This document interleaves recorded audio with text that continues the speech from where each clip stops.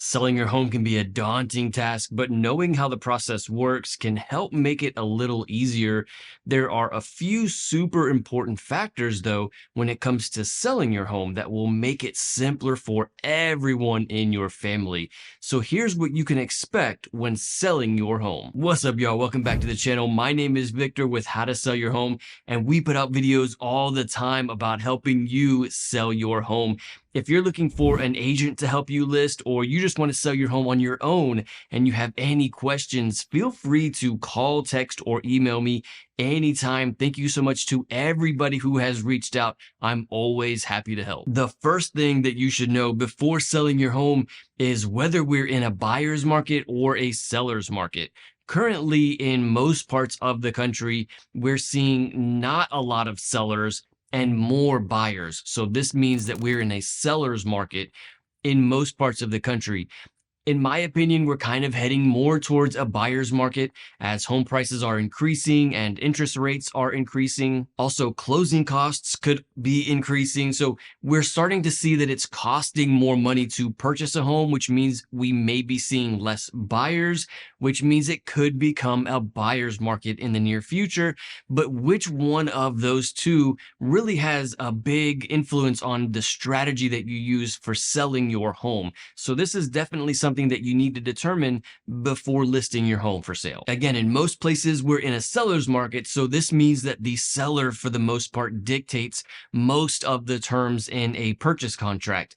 Things like when the closing is going to happen, or if there's going to be any kind of rent back situation where maybe the seller closes on the home and then is allowed to live there for a few days or a few weeks after the close of the home. This is all normal in a seller's market. The seller has the advantage and can kind of come up with those different things that help them. So another one is that you probably will see less inspection period days in a seller's market.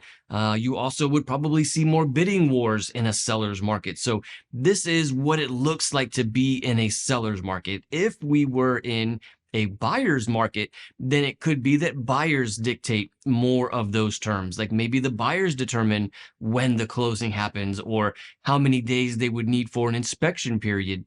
It could also even be that we rent the home to the buyer before closing if it's like an extreme buyer's market. So which one of these two we're in definitely is a big factor. Once you list your home for sale, one of the first things you're going to notice right away is that strangers want to come to your home to see what the home looks like. This is a normal part of selling your home and why it's super important to make sure that your home is as beautiful and magazine picture perfect when selling your home is for not only the photography, but also for the showings. Many times sellers want to know, do I need to leave the home when potential buyers come to view the home? And we always suggest that you, the seller, will leave the home. Of course, you don't have to leave the home, but you really want to make sure that the buyer has the best opportunity to envision themselves in the home and living in the home. And of course, that's hard to do if the seller is there. So you want to make sure that you give the potential buyer plenty of space to view the home and time to feel comfortable in the home. This is certainly one of the biggest factors. You want to make sure that they feel like they could be living there. This can sometimes be a disruption to the people who are living in the home, the sellers. So what we often do is we kind of set up certain times that are the best times for buyers to come view the homes.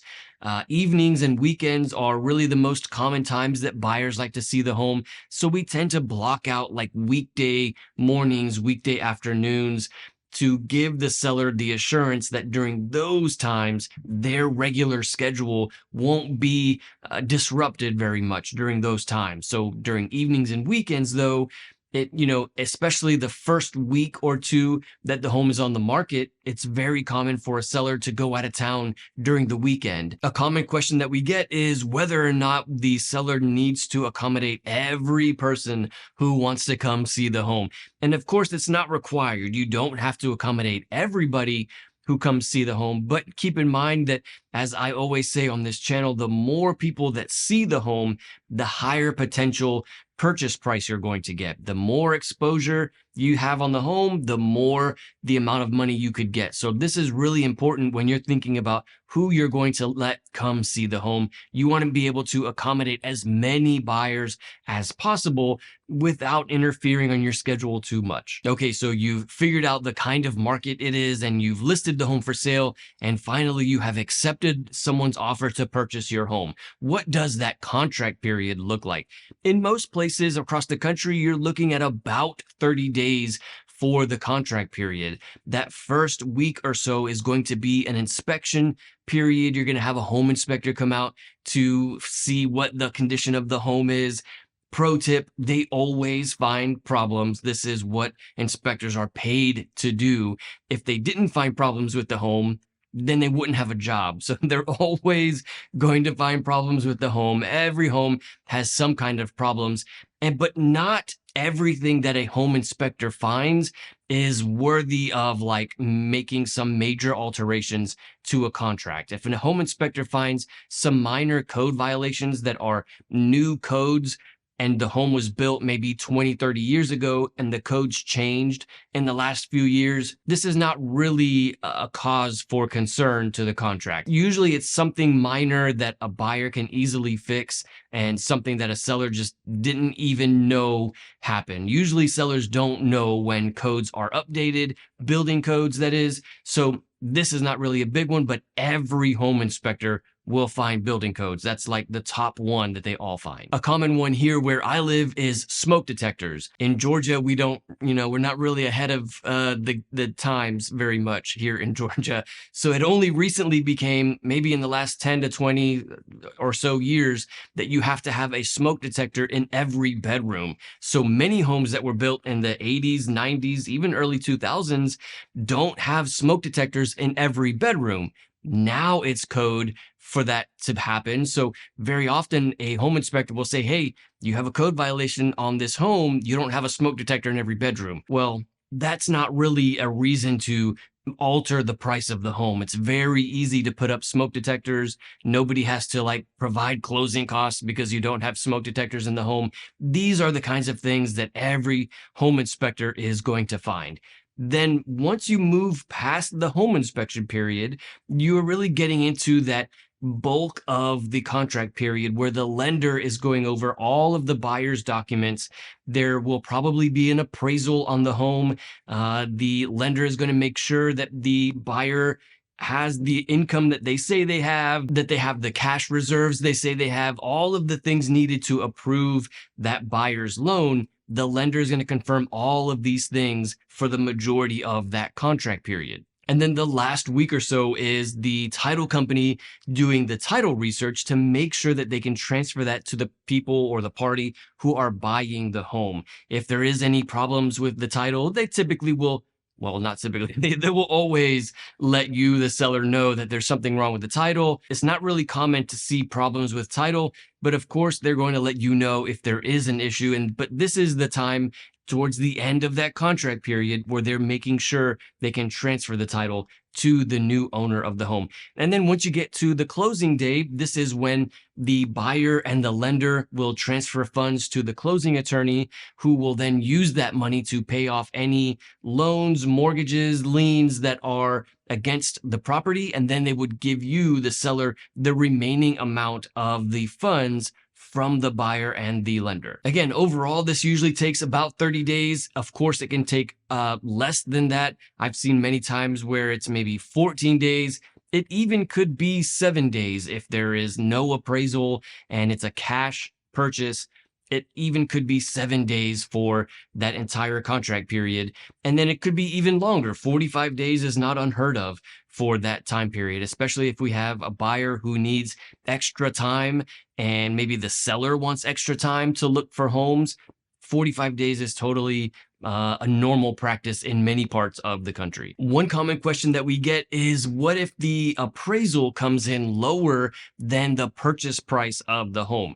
Now, this will certainly vary from state to state and maybe even from city to city, but for the most part, If the appraisal is lower than the purchase price, it usually means that the buyer is not obligated to pay that purchase price. And the reason for that is because the lender will determine how much they're going to loan the buyer based on the value that the appraiser says the home is worth. So if the purchase price is for 500,000 and the appraiser says, "Hey, the home is only worth 475,000," now the buyer is probably not going to receive all of those funds from the lender.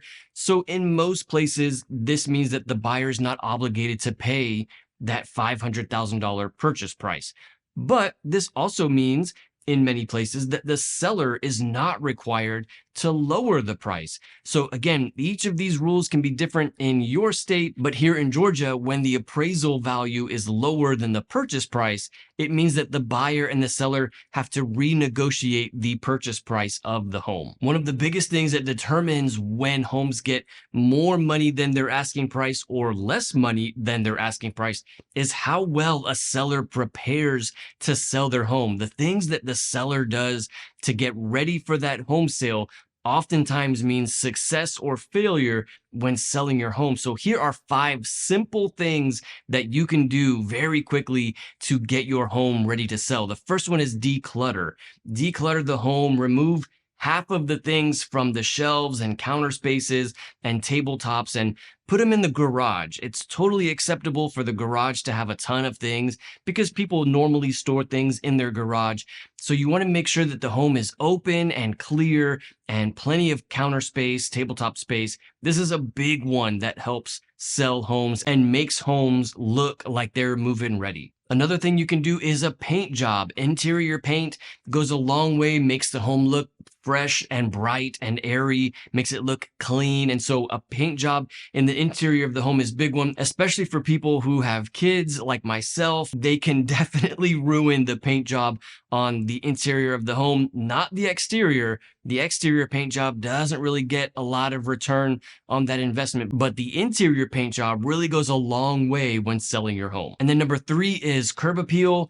Couple $100, $1,000 to improve the curb appeal in the front of the yard, planting some flowers or maybe some stonework or, whatever you can do to make that curb appeal and the exterior of the home look as good as possible usually goes a very long way, especially when it comes to the photography for the home. And then number 4 is flooring. I have found that making sure that there's no carpet in the home or any kind of old flooring that looks like it's rough, redoing the flooring also helps a ton with the value of the home. Making sure that you don't have old carpet. I mean, carpet can be a deal killer for many people. So that's something that you got to be careful with. So new flooring definitely goes a long way. And then number 5 is a home inspection. You can actually do your own home inspection before a buyer. And this really helps out with knowing all of those little things. Maybe it's a code violation, a bunch of minor things that the home inspector is going to find. If you get ahead of those things, man, that goes a long way when the buyer then comes around to do their inspection and finds that all of these things have been taken care of. Or you may even be able to provide that inspection report to the buyer to save them time. That way, it also saves you time in return. So having that home inspection up front also can really help out with the home sale process in general. Really quick, there is one thing though that makes a world of difference when you're selling your home, and it's one thing that every buyer is looking for. It's a huge factor when it comes to maximizing the price of your home. I made an entire video about this one thing that makes a world of difference when selling your home. You can check it out right here. I'll see you in the next video.